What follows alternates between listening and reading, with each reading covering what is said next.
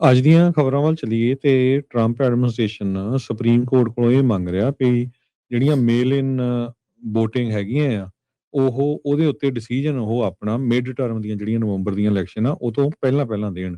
ਇਹ justice department ਨੇ justice ਤੋਂ ਪੁੱਛਿਆ ਹੈਗਾ, ਜਿਹੜੀਆਂ ਕਹਿੰਦੇ ਵੀ ਜਿਹੜੀਆਂ ਲੋਅਰ ਕੋਰਟ ਦਾ ਡਿਸੀਜਨ ਹੈਗਾ ਉਹ ਬਲੌਕ ਕਰ ਰਹੇ ਹੈਗੇ ਆ ਵੀ ਜੋ half half of the country ਦੇ ਵਿੱਚ ਜਿਹੜੀਆਂ ਸਵੀਪਿੰਗ ਚੇਂਜਸ ਹੋਣੀਆਂ ਹੈਗੀਆਂ। ਹੁਣ ਜਿੱਦਾਂ ਸਾਡੇ ਕੈਲੀਫੋਰਨੀਆ ਤਾਂ ਮੇਲ ਇਨ ਬੈਲਟ ਹੀ ਹੋਇਆ ਹੁਣ। ਸੋ ਇਹ ਪ੍ਰਾਈਮ ਟਾਈਮ ਐਡਰੈਸ ਦਿੱਤਾ ਸੀ ਟਰੰਪ ਉਹਨਾਂ ਨੇ ਪਿੱਛੇ ਜਿਹੇ, ਤੇ ਉਹ ਤੋਂ ਬਾਅਦ ਇਹ ਹੁਣ ਗੱਲਬਾਤ ਬਾਹਰ ਆਈ ਹੈਗੀ ਆ। ਡੈਮੋਕ੍ਰੇਟ ਜਿਹੜੇ ਆਫੀਸ਼ੀਅਲਸ ਆ 23 ਸਟੇਟਾਂ ਦੇ ਵਿੱਚ ਤੇ ਡਿਸਟ੍ਰਿਕਟ ਆਫ ਕੋਲੰਬੀਆ ਦੇ ਵਿੱਚ ਉਹ ਕਹਿ ਰਿਹਾ ਹੈ ਵੀ ਕਨਸਟੀਟਿਊਸ਼ਨ ਜਿਹੜਾ ਆ ਉਹ ਸਟੇਟ ਤੇ ਕਾਂਗਰਸ ਨੂੰ ਅਥਾਰਟੀ ਦਿੰਦਾ ਹੈ ਵੀ ਇਲੈਕਸ਼ਨ ਦੇ ਰੂਲ ਕਿੱਦਾਂ ਸੈੱਟ ਕਰਨੇ ਆ, ਪ੍ਰੈਜ਼ੀਡੈਂਟ ਨੂੰ ਨਹੀਂ।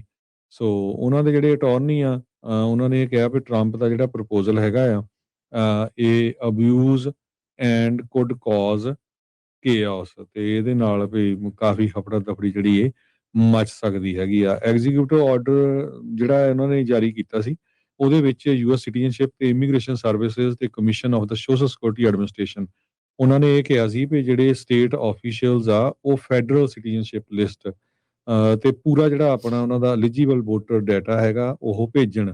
ਤੇ ਇਹਦੇ ਵਿੱਚ ਇਹ ਵੀ ਕਿਹਾ ਗਿਆ ਸੀ ਵੀ ਯੂਐਸ ਦੇ ਜਿਹੜੇ ਪੋਸਟਲ ਸਰਵਿਸ ਆ ਉਹ ਜੋ ਮੇਲ ਇਨ ਬੈਲਟ ਡਿਲੀਵਰ ਕਰਦੇ ਆ ਉਹਨਾਂ ਲੋਕਾਂ ਨੂੰ ਹੀ ਕਰੂਗੇ ਜਿਹੜੇ ਲੋਕ ਲਿਸਟ ਦੇ ਉੱਤੇ ਹੈਗੇ ਆ। ਹੁਣ ਤਾਂ ਇਹ ਆ ਨਾ ਵੀ ਆਪਣੇ ਇੱਕ ਘਰ 'ਚ 4 ਜਣੇ ਰਹਿੰਦੇ ਆ ਉਹ ਮੇਲ 'ਚ ਪਾ ਦਿੰਦੇ। ਸੋ ਇਹਨਾਂ ਦਾ ਕਹਿਣ ਦਾ ਮਤਲਬ ਇਹ ਹੋਊਗਾ ਵੀ ਉਸ ਬੰਦੇ ਨੂੰ ਮੇਬੀ ਪਰਸਨਲੀ ਡਿਲੀਵਰ ਕਰਨ। ਸੋ ਇਹ ਹੈ ਤਾਂ ਕਾਫੀ ਕੰਪਲਿਕੇਟਡ ਇਸ਼ੂ ਦੇਖੋ, ਪਰ ਸੁਪਰੀਮ ਕੋਰਟ ਨੂੰ ਵਿੱਚ ਇਨਵੋਲਵ ਕਰਨਾ ਚਾਹੁੰਦਾ ਹੈ ਟਰੰਪ ਐਡਮਿਨਿਸਟ੍ਰੇਸ਼ਨ।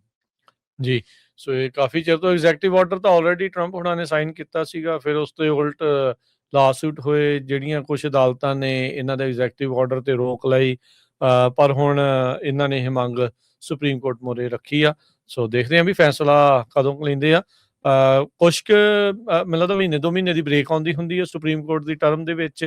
ਉਹ ਛੁੱਟੀਆਂ ਤੋਂ ਬਾਅਦ 'ਚ ਜਦੋਂ ਜਸਟਿਸਿਸ ਦੁਬਾਰਾ ਅਗਲੀ ਟਰਮ ਦੇ ਵਿੱਚ ਆਉਂਦੇ ਨੇ ਮੇਬੀ ਮਹੀਨੇ ਕੁ ਬਾਅਦ, ਤਾਂ ਉਦੋਂ ਫਿਰ ਹੋ ਸਕਦਾ ਵੀ ਇਸ ਅਹਿਮ ਕੇਸ ਦੀ ਜਿਹੜੀ ਸੁਣਵਾਈ ਆ ਉਹ ਲੈਣਗੇ, ਤਾਂ ਉਸ ਦਾ ਫੈਸਲਾ ਮੇਬੀ ਨਵੰਬਰ ਦੀਆਂ ਇਲੈਕਸ਼ਨਾਂ ਤੋਂ ਪਹਿਲਾਂ ਪਹਿਲਾਂ ਦੇ ਦੇਣ। ਸੋ ਭਾਜੜ ਬਹੁਤ ਪੈਣੀ ਆ ਬਹੁਤ ਸਾਰੇ ਲੋਕਾਂ ਨੂੰ ਵੀ ਜਿਨ੍ਹਾਂ ਨੇ ਵੋਟ ਪਾਉਣੀ ਆ ਉਹਨਾਂ ਦੇ ਲਈ ਵੀ, ਜੇ ਮੰਨ ਲਓ ਵੀ ਇਹ ਜਿਹੜੀਆਂ ਮੇਲ ਇਨ ਬੈਲਟ ਆ ਉਹਦੇ ਉੱਤੇ ਫੈਸਲਾ ਟਰੰਪ ਹੋਣਾ ਦੇ ਪ੍ਰਸ਼ਾਸਨ ਦੇ ਹੱਕ ਦੇ ਵਿੱਚ ਜੇ ਆਉਂਦਾ ਹੈਗਾ ਆ।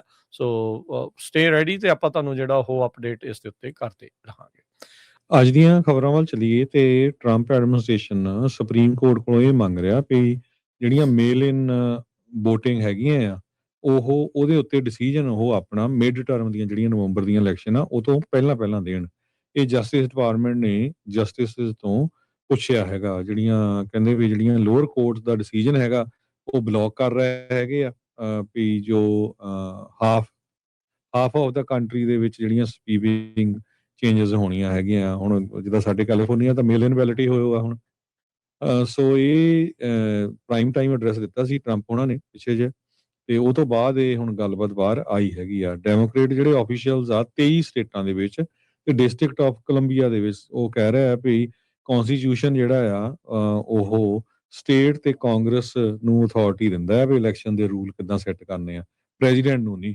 ਸੋ ਉਹਨਾਂ ਦੇ ਜਿਹੜੇ ਅਟਾਰਨੀ ਆ ਉਹਨਾਂ ਨੇ ਕਿਹਾ ਵੀ ਟਰੰਪ ਦਾ ਜਿਹੜਾ ਪ੍ਰਪੋਜ਼ਲ ਹੈਗਾ ਆ ਇਹ ਅਬਿਊਜ਼ ਐਂਡ ਕੁਡ ਕਾਜ਼ ਕੇਓਸ, ਤੇ ਇਹਦੇ ਨਾਲ ਵੀ ਕਾਫੀ ਹਫੜਾ ਦਫੜੀ ਜਿਹੜੀ ਇਹ ਮਚ ਸਕਦੀ ਹੈਗੀ ਆ। ਐਗਜ਼ੀਕਿਊਟਿਵ ਆਰਡਰ ਜਿਹੜਾ ਇਹਨਾਂ ਨੇ ਜਾਰੀ ਕੀਤਾ ਸੀ ਉਹਦੇ ਵਿੱਚ ਯੂਐਸ ਸਿਟੀਜ਼ਨਸ਼ਿਪ ਤੇ ਇਮੀਗ੍ਰੇਸ਼ਨ ਸਰਵਿਸਿਜ਼ ਤੇ commission of the social security administration ਉਹਨਾਂ ਨੇ ਇਹ ਕਿਹਾ ਸੀ ਵੀ ਜਿਹੜੇ ਸਟੇਟ ਆਫੀਸ਼ੀਅਲਸ ਆ ਉਹ ਫੈਡਰਲ ਸਿਟੀਜ਼ਨਸ਼ਿਪ ਲਿਸਟ ਤੇ ਪੂਰਾ ਜਿਹੜਾ ਆਪਣਾ ਉਹਨਾਂ ਦਾ ਐਲੀਜੀਬਲ ਵੋਟਰ ਡਾਟਾ ਹੈਗਾ ਉਹ ਭੇਜਣ। ਤੇ ਇਹਦੇ ਵਿੱਚ ਇਹ ਵੀ ਕਿਹਾ ਗਿਆ ਸੀ ਵੀ ਯੂਐਸ ਦੇ ਜਿਹੜੇ ਪੋਸਟਲ ਸਰਵਿਸ ਆ ਉਹ ਜੋ ਮੇਲ ਇਨ ਬੈਲਟ ਡਿਲੀਵਰ ਕਰਦੇ ਆ ਉਹਨਾਂ ਲੋਕਾਂ ਨੂੰ ਹੀ ਕਰੂਗੇ ਜਿਹੜੇ ਲੋਕ ਲਿਸਟ ਦੇ ਉੱਤੇ ਹੈਗੇ ਆ। ਹੁਣ ਤਾਂ ਇਹ ਆ ਨਾ ਵੀ ਆਪਣੇ ਇੱਕ ਘਰ 'ਚ 4 ਜਣੇ ਰਹਿੰਦੇ ਆ ਉਹ ਮੇਲ 'ਚ ਪਾ ਦਿੰਦੇ। ਸੋ ਇਹਨਾਂ ਦਾ ਕਹਿਣ ਦਾ ਮਤਲਬ ਇਹ ਹੋਊਗਾ ਵੀ ਉਸ ਬੰਦੇ ਨੂੰ ਮੇਬੀ ਪਰਸਨਲੀ ਡਿਲੀਵਰ ਕਰਨ। ਸੋ ਇਹ ਹੈ ਤਾਂ ਕਾਫੀ ਕੰਪਲਿਕੇਟਡ ਇਸ਼ੂ ਦੇਖੋ, ਪਰ ਸੁਪਰੀਮ ਕੋਰਟ ਨੂੰ ਵਿੱਚ ਇਨਵੋਲਵ ਕਰਨਾ ਚਾਹੁੰਦਾ ਹੈ ਟਰੰਪ ਐਡਮਿਨਿਸਟ੍ਰੇਸ਼ਨ।